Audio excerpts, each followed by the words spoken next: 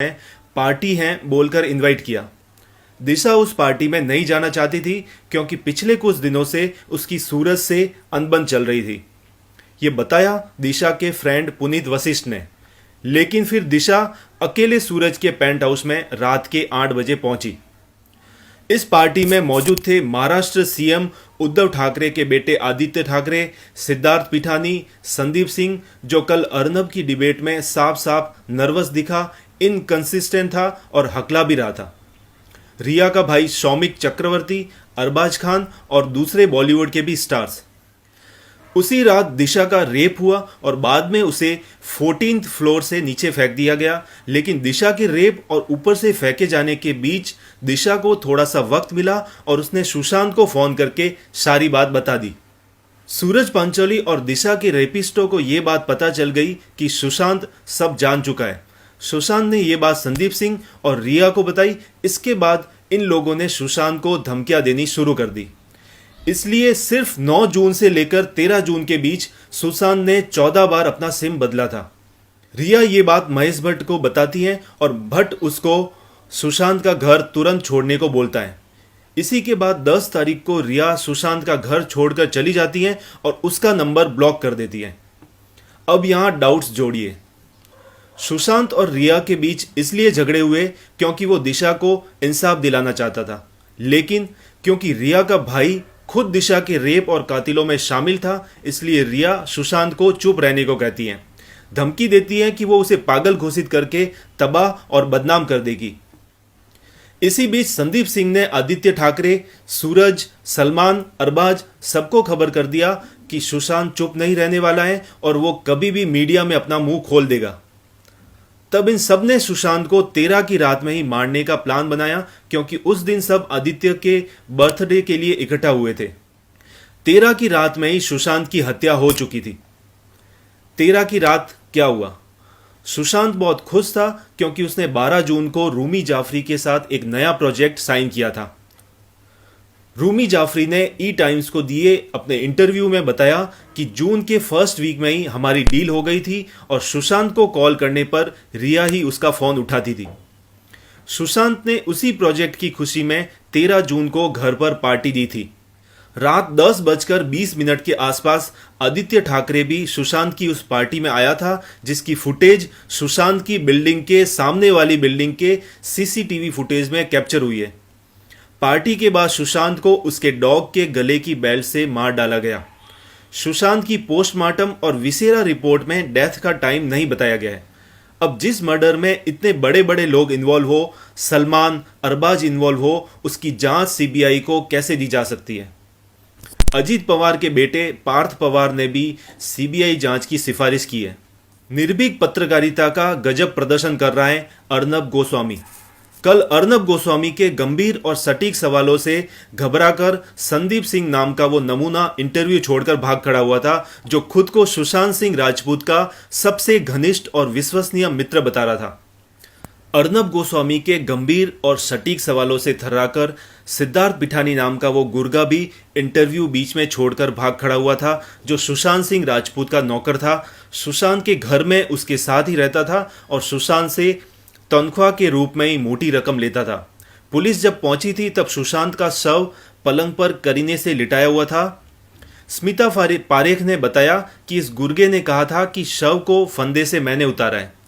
ध्यान रहे कि ये दोनों गुर्गे सुशांत की मौत के 45 दिन बाद तक कहीं नहीं दिखे थे, लेकिन बिहार पुलिस के पास एफआईआर दर्ज होते ही ये दोनों गुर्गे अचानक प्रकट हुए और घूम घूम कर न्यूज चैनलों पर नाचने लगे।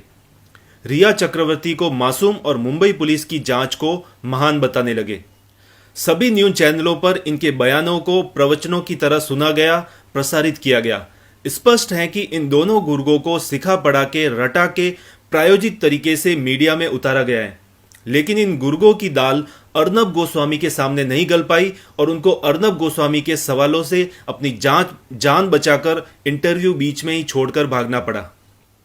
संयोग से सिद्धार्थ पिठानी जब इंटरव्यू छोड़कर भागा, उस समय न्यूज चैनल पर प्रख्यात वकील उज्जवल निकम, पूर्व police commissioner TR Kakkar, Bihar के एडवोकेट जनरल और सुशांत के पिताजी के वकील मौजूद थे और उस इंटरव्यू को देख रहे थे।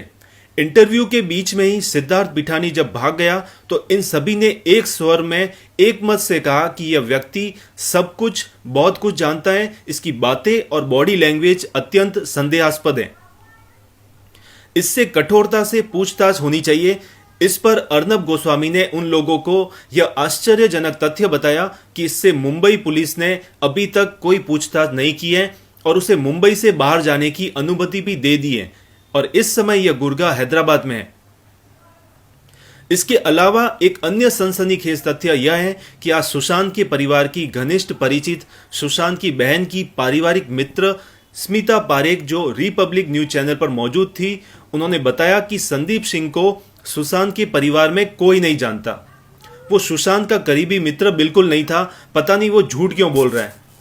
इसके अलावा वो कल से हर न्यूज चैनल पर झूठ बोल रहा था कि सुशांत की जब मौत हुई तब मैं घर पर ही था, जबकि कांग्रेस नेता संजय निरुपम ने बताया कि सुशांत की मौत की खबर जब संदीप सिंह को मिली उस समय वो मेरे साथ मेरे ऑफिस में बैठा था। सच तो सीबीआई जांच से ही सामने आएगा। सुशांत सिंह राजपूत की संदेहास्पद स्थितियों में हुई रहस्यमय मृत्यु के 45 दिन बाद 29 जुलाई को रिपब्लिक चैनल पर हुई बहस ने एक ऐसे सवाल को जन्म दिया है जिसका जवाब मुंबई पुलिस को कुछ घंटों में ही दे देना चाहिए था, लेकिन वो आज तक इस सवाल का जवाब नहीं दे पा रही है।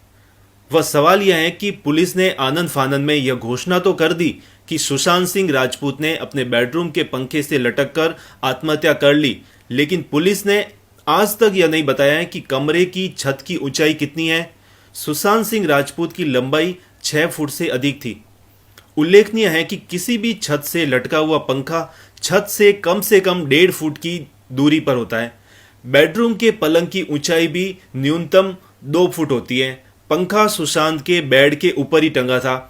कुल मिलाकर यह 9.5 फुट ऊंचाई हो जाती है। इसके अलावा फांसी के लिए जो कपड़ा प्रयोग हुआ वो कम से कम 1 फुट लंबा तो रहा ही होगा। फांसी लगने पर व्यक्ति के प्राण निकलने के लिए यह जरूरी होता है कि उसके पैरों के नीचे कुछ नहीं हो, वो हवा में लटके हो। अतः अगर इसे न्यूनतम 6 इंच भी मान लिया जाए तो सुशांत के बेडरूम की छत कम से कम 11 फुट की ऊंचाई पर होनी चाहिए, जबकि आजकल जो बहुमंजिले अपार्टमेंट बनते हैं उनकी छत 9.5 या 10 फुट से अधिक नहीं होती। यह तथ्य सुशांत सिंह राजपूत की संदेहास्पद स्थितियों में हुई रहस्यमय मृत्यु की गुत्थी को बहुत उलझा रहा है। इसका स्पष्टीकरण मुंबई पुलिस को देना ही चाहिए। उसी दिन उसी बहस में संदीप सिंह नाम का एक व्यक्ति इस दावे के साथ प्रकट हुआ कि वो सुशांत सिंह राजपूत का सबसे घनिष्ठ मित्र था, लेकिन अर्नब गोस्वामी के तीखे सवालों की बरसात शुरू होते ही वो बहस को बीच में छोड़कर भाग खड़ा हुआ। दूसरे दिन वो आज तक न्यूज चैनल पर प्रकट हुआ और उन बातों से मुकर गया जिन बातों पर अर्नब गोस्वामी के तीखे सवालों के कारण बहस छोड़कर भाग खड़ा हुआ था। ऐसा ही एक झूठ यह था कि उसने अर्नब से स्वीकार किया था कि पुलिस जब सुशांत के कमरे में थी उस समय वो कमरे के बाहर से देख रहा था, जबकि दूसरे दिन आज तक पर वो बता रहा था कि पुलिस ने उसे ऊपर जाने ही नहीं दिया। जब सुशांत की लाश लेकर पुलिस चली गई तब मैं ऊपर गया। यह कुछ ऐसी गुत्थियां हैं जिन्हें मुंबई पुलिस 45 दिन बाद भी नहीं सुलझा पाई है। उसकी कार्यशैली लगातार सवालों और संदेह से घिरती जा रही है। अतः महाराष्ट्र सरकार को संदेहास्पद स्थितियों में हुई सुशांत सिंह राजपूत की रहस्यमय मृत्यु की जांच सीबीआई को सौंप दी जानी चाहिए, लेकिन वो ऐसा नहीं करेगी।